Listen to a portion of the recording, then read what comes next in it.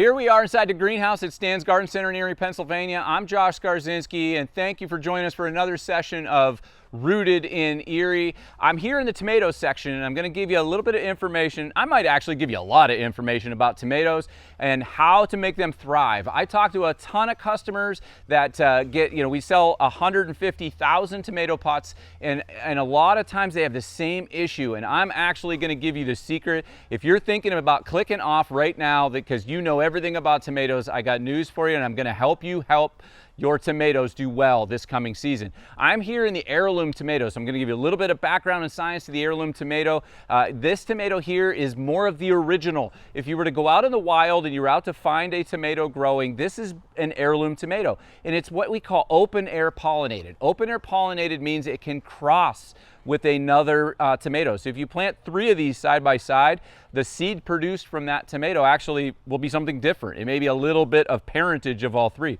So these here, you can keep the seeds from year to year, and they will, if they're not cross-pollinated, they will actually become another giant beefsteak Italian or whatever that name is. It's a really highly popular collectible item. You're actually going to see another bit of information on the signs. That's really pertinent information about what you want to acquire when you go in your garden. Indeterminate means that plant is going to just continue to grow. Some of the heirloom indeterminates will get 7, 8, 9, 10 feet tall. That's why you need a stake or a tomato cage to put them in, because indeterminate means it's going to continue to grow, continue to bloom, continue to fruit, continue to flower all season long.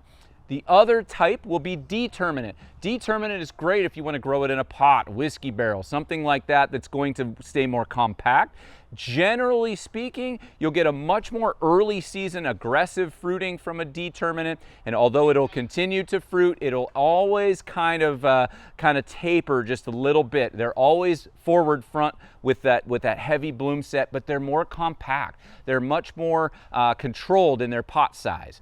So determinate, indeterminate, one pertinent information. Now I'm going to talk about a little bit of the culture. So I'm going to grab this one right here, and you're going to see that it has a long stem. So I'm going to teach you a little bit about how to make sure you don't have this culture change late in the season. In Erie, Pennsylvania, we have kind of cool, damp starts. And when everyone tries to get a jump on the garden because they really want to get going, a lot of times they don't realize they put it in cool ground that's excessive moisture, and that creates what I call a spoiled brat root system. The root system stays close to the stem, close to the surface. So ideally, you don't want to love that tomato to death. You want to make sure that it has warm, well-drained ground, and you want that root system to go work down in there. So don't spoil your tomato with lots of feed and lots of water early. You want to kind of make it work for it. One thing I'm trying to do by coaching that root system in bigger is down the road, when you start to have what folks just call blight, you get splitting fruit, problems in your tomatoes, that's because you're out of balance. You have a big giant tomato plant, lots of blossom, lots of leaf, it's hot summer, laden with fruit, and if you were to magically look underneath, you see a small root system because early in the season, it's wet, it's cool, it's damp. Maybe you unknowingly loved it to death. So what you're gonna do is plant it deep.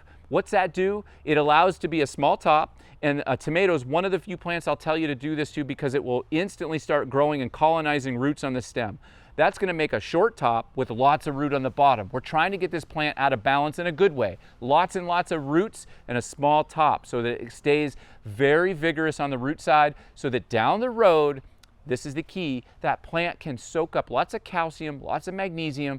Some of those minor elements that tomatoes feed a lot on is what's responsible for keeping that plant resilient against things called blight and splitting fruit, things like that. It evens out that nutritional uptake.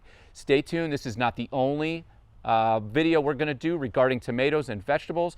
There's going to be a bunch coming that's going to help you have your garden thrive.